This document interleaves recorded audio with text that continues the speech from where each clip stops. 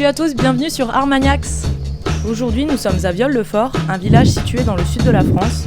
Nous partons à la rencontre de Dominique Imbert, icône internationale dans le monde du design et de la sculpture. Tout de suite, son travail en images.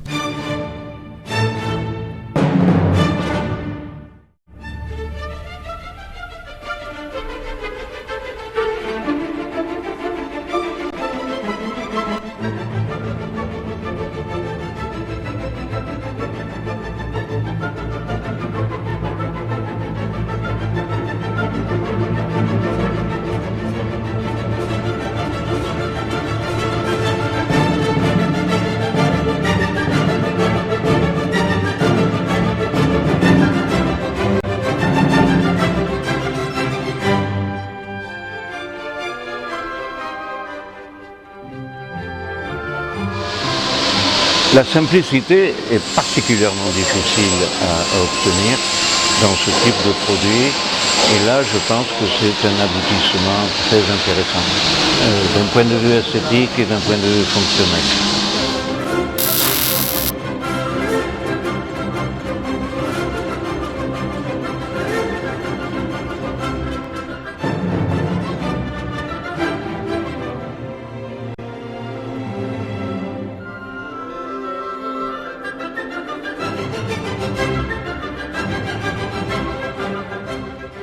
Les architectes qui en premier m'ont acheté des modèles pour eux-mêmes. Et ça a été vrai aussi bien pour la France, pour l'Italie, l'Angleterre. Depuis le début, on a presque autant vendu à l'extérieur de la France qu'en France même. Ça a toujours été presque un équilibre.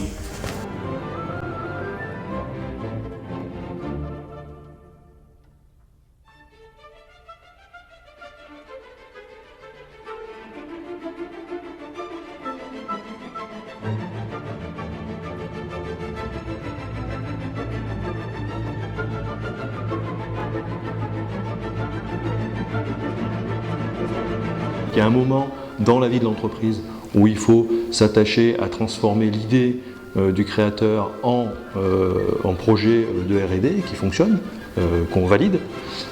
Donc ça c'est quelque chose d'assez grisant. Avec Dominique, oui, il faut une vraie passion, tous les compagnons l'ont, c'est ce qui fait qu'on arrive à faire nos 2500 cheminées annuelles, toujours des formes originales.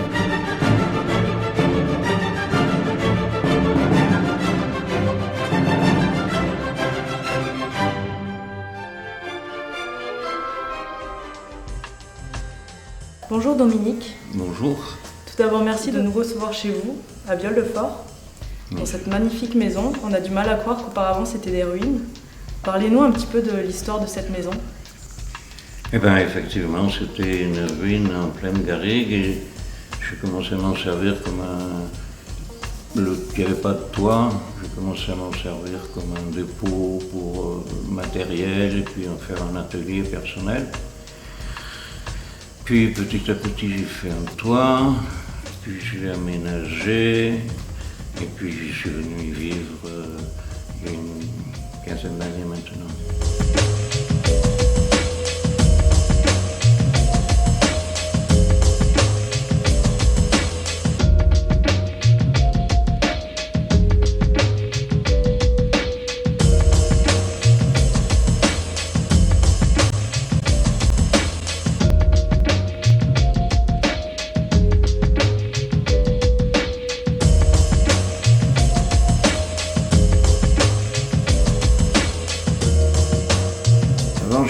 J'étais prof à Paris et puis j'en ai eu assez de la ville, non pas du professorat mais de la ville.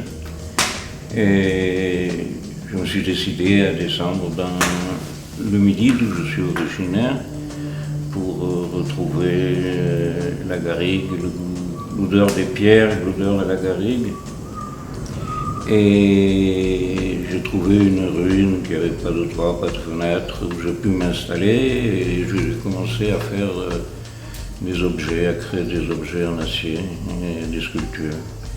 Et puis comme il faisait froid dans la maison, je pensais à faire une cheminée pour moi. Et voilà, puis il y a quelqu'un qui m'a dit « mais tiens, je voudrais la même ». Et donc j'en ai fait 1, 2, 3, un peu plus. Et puis après, je me suis adressé à un atelier de ferronnerie, de chaudronnerie, où j'ai pu faire fabriquer des modèles avec des outils plus importants.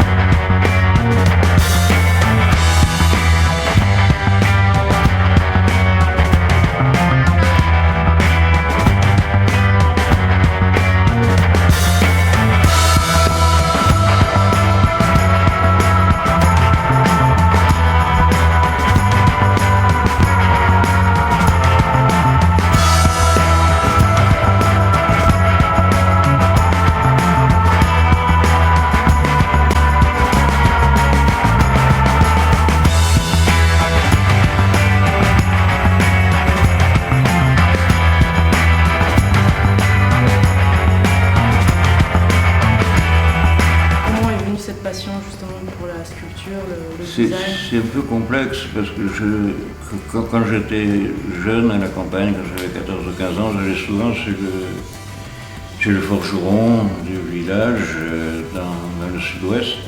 Et puis j'adorais le voir travailler l'acier. Et moi-même j'ai fait quelques objets, des bibliothèques, des bricoles. Mais je m'étais toujours dit qu'un jour j'en ferais. L'idée quand même de l'esthétique était toujours là, puisque j'ai fait une thèse de doctorat sur l'influence du fait esthétique en milieu du travail sur le comportement humain. Donc l'esthétique a toujours été quelque chose qui m'a intéressé. C'est plus qu'un intérêt, c'était une façon de vivre. Quels sont les artistes, sculpteurs ou les personnes qui vous ont inspiré? C'est surtout dans la sculpture, il y a Giacometti, il y a des peintres comme, je vais dire, en peinture comme en dessin, Giacometti m'a beaucoup inspiré. Puis j'ai été très attiré par la création lyrique, des créations de Georges Mathieu, notamment.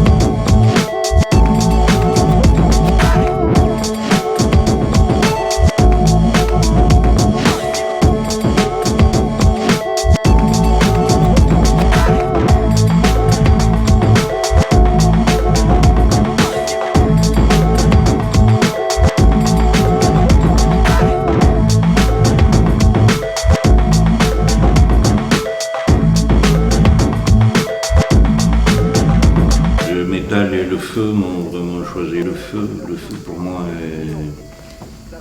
il sublime énormément de choses. J'arriverai pas à vivre dans une maison sans feu, sans une cheminée.